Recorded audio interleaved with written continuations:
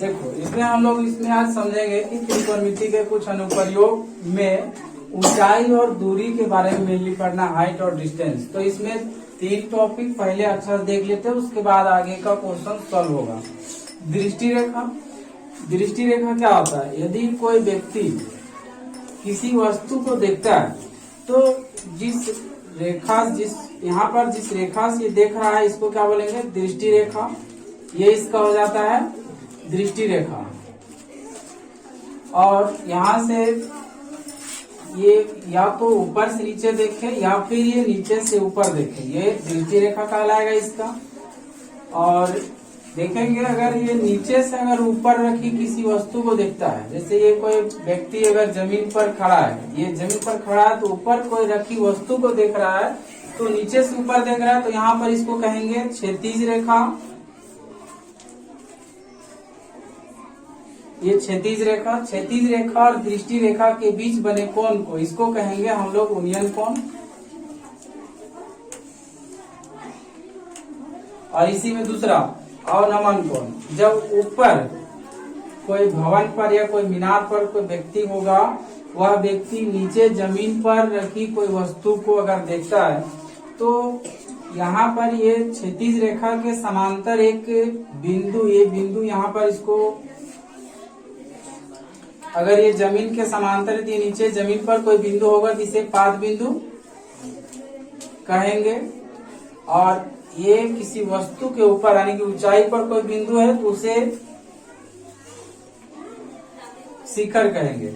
तो यहाँ से कोई शिखर बिंदु से अगर नीचे रखी किसी वस्तु को कोई व्यक्ति देखता है तो इसका दृष्टि रेखा होगा, ये जिस रेखा से देख रहा है ये रेखा। और ये क्षैतिज रेखा जो जमीन पर है यह रेखा, ये क्षैतिज रेखा।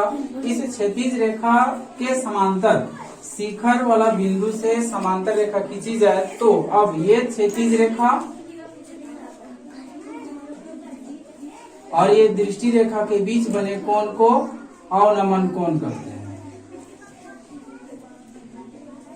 यानी कि एंगल ऑफ डिप्रेशन। और यहाँ पर ये नीचे में बनेगा तो एंगल ऑफ एलिवेशन बनेगा, यानी कि उन्नयन कोण बनेगा। तो इसके बाद अब देखना है क्वेश्चन को। जैसे अगर यहाँ पर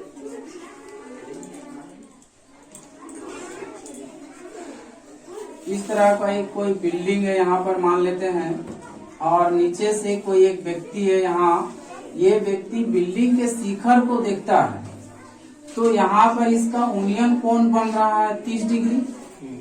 दिया हुआ रहेगा कि भवन का ऊंचाई है 10 मीटर, तो वह लड़का यहाँ से देख रहा है, जो व्यक्ति ये बिल्डिंग के शिखर को देख रहा है, यह लड़का इस बिल्डिंग से कितनी दूरी पर खड़ा है, तो इसको मान लेते हैं भवन AB है और C पर कोई एक लड़का या कोई एक व्यक्ति खड़ा है। तो यहाँ से ये AB दिया हुआ है 10 मीटर भवन का ऊंचाई, और A से C जो है ये दूरी होगा।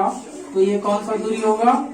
लड़का इस बिल्डिंग से इतना दूरी पे खड़ा है, इस दूरी को निकाला जाएगा। तो कैसे निकाला जाएगा? यहाँ पर देख सकते हैं ये एंगल दिया हुआ है, इसका सामने वाला को क्या बोलेंगे? यहाँ पर लंब हो जाएगा, परपेंडिकुलर। और ये तो यहाँ 90 डिग्री की हमेशा क्या रहेगा?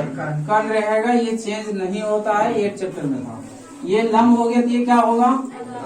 आधार हो जाएगा। यहाँ पर एंगल से देखना, एंगल का सामने वाला जो रहेगा ये क्या हो जाएगा? लंब। ये तो कर्ण ऑलरेडी रहेगा, कर्ण कभी चेंज नहीं होता है। ये अगर इसका सामने वाला लंब हो गया तो एक बच गया आधार। राइट एंगल ट्रायंगल में यानी कि समकोण त्रिभुज में कर्ण लंब आधार होता है, तो ये कर्ण है, ये लंब और ये आधार। यहाँ से देखेंगे ये कोण है, कोण लिए थे लंब और आधार। लंब और आधार कौन सा त्रिकोणमितीय अनुपात में आता है? कौन सा त्रिकोणमितीय अनुपात में आता है? C से देख रहे, देखो यहाँ C से देख रहे हैं तो यहाँ पर ये लंब लेंगे, लंब यानी कि AB, आधार लेंगे AC। तो 10C पर कितना डिग्री है? 30 डिग्री। तो यहाँ पर 10 लेंगे और AB का वैल्यू कितना दिया हुआ है? AB का वैल्यू दिया हुआ है 10 बैठाएंगे। और AC नहीं मालूम, यही निकालना है, रहने देंगे। टेन 30 का वैल्यू बैठा देंगे, कितना होगा 1/√3 और इक्वल टू में आ जाएगा 10/AC। AC इधर भागा में इधर आएगा तो गुना में यहाँ लिख देंगे AC, और √3 इधर भागा में उधर जाएगा तो गुना में 10 के साथ √3 गुना में होगा। यहाँ ये है मीटर में तो ये भी होगा मीटर में। यहाँ पर आगे ये आंसर लास्ट में लिख सकते हैं। अतः व्यक्ति भवन से 10 मीटर 10√3 मीटर दूरी पर खड़ा है। इस तरह का क्वेश्चन देखेंगे इसमें।